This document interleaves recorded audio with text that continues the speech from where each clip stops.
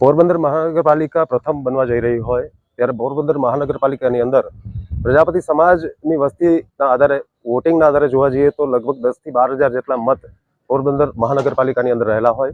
આના માટે અમે જ્યારે જાહેરાત કરવામાં આવી ચૂંટણીની, જ્યારે ચૂંટણી પંચ તરફથી જાહેરનામું પ્રસિદ્ધ કરવામાં આવ્યું ત્યારથી લઈને અત્યાર સુધીમાં અનેક વખત પોરબંદર જિલ્લા ભાજપ પ્રમુખશ્રી, પોરબંદર જિલ્લા ભાજપના મહામંત્રીશ્રીઓ અને જે તે વ્યક્તિઓ કે જેમને રજૂઆત કરવાથી પ્રદેશ ભાજપની અંદર પ્રજાપતિ સમાજને ફરક પડતો હોય, પ્રજાપતિ સમાજનો પક્ષ લેવામાં આવતો હોય, એ રીતે અમારા તરફથી રજૂઆત કરવામાં આવી કે અમારા સમાજને, અમારા 4 સમાજ પોરબંદરની અંદર નવકમરોડા, જ્યુબેલી, છાયા અને કડિયાપ્લોટ, આ 4 સમાજના પ્રમુખશ્રી અને ઉપપ્રમુખ આ બધાએ રજૂઆત કરી કે ભાઈ અમારા સમાજમાંથી અમને એકમાત્ર ટિકિટ આપો તો પણ અમને વાંધો નથી.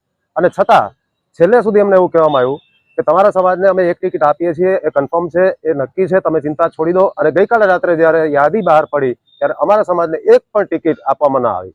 તો પ્રશ્ન એ થાય છે કે 52 ટિકિટમાંથી જો બધા જ સમાજોને આવરી લેવામાં આવતા હોય તો પ્રજાપતિ સમાજ શું 52મા ક્રમે પણ નથી?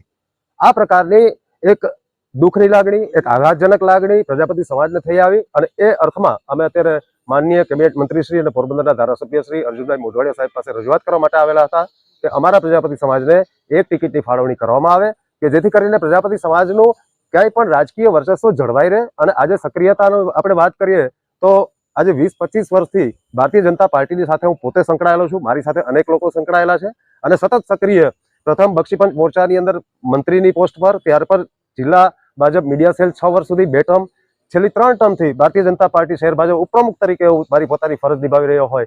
આટલી સક્રિયતા, બિલકુલ છેલ્લે સુધી અમને કહેવામાં આવ્યું કે તમારા સમાજને એક ટિકિટ આપવામાં આવે છે અને છેલ્લે સુધી કહેવામાં આવ્યું છતાં રાત્રે 9 વાગ્યે યાદી બહાર પાડવામાં આવી, એમાં પ્રજાપતિ સમાજના એક પણ વ્યક્તિનું નામ નથી. અને અમારી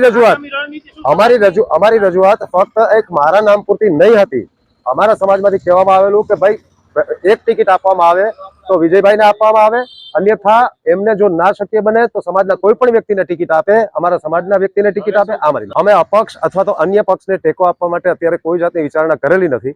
શક્ય ત્યાં સુધી છે કે સમગ્ર સમાજ સાથે મળીને નક્કી કરશે. આજે બપોરે 3 વાગ્યાનો ફાઇનલ ટાઈમ છે. ત્યાં સુધીમાં જો અમારા સમાજની એક વ્યક્તિની ટિકિટ નક્કી નહીં થાય તો અમે સાંજે 5 થી 6 વાગ્યા દરમિયાન સમાજની મિટિંગ બોલાવીશું, સમગ્ર સમાજને એકઠો કરીશું અને સમાજના વડીલો, સમાજના લોકો જે મત આપશે, જે દિશા બતાવશે એ દિશા તરફ અમે ચાલીશું.